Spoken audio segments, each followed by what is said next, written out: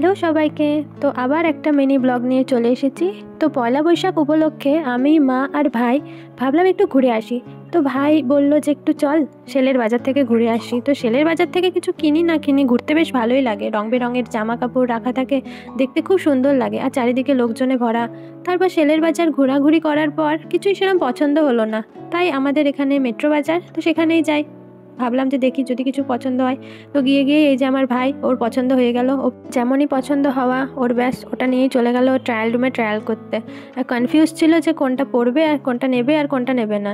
তো শেষে এইটাই ওর পছন্দ হলো। তারপর বাড়ি আসার পথে দেখি হনুমান জয়ন্তী উপলক্ষে পুজো হবে। তো এখনও ডেকোরেশন চলছে, পুজো শুরু হয়নি। তাই দেখে আবার আমরা বাড়ির দিকে রওনা দিলাম। তো বাড়ি আসার পর ভাইকে বললাম যে দেখি কী কী কিনলি। তো ও যেমন বলা তেমন কাজ, একটা একটা করে জামা বের করতে লাগলো আর দেখাতে লাগলো যে ও কী কী কিনেছে। তো তার মধ্যে ওরও কিছু ছিল, আমারও কিছু ছিল, দুজনে মিলেই কিনেছিলাম, মা কেনে নি। এখানেই শেষ এই ব্লগটা, আবার দেখা হবে অন্য কোনো ব্লগে। টাটা।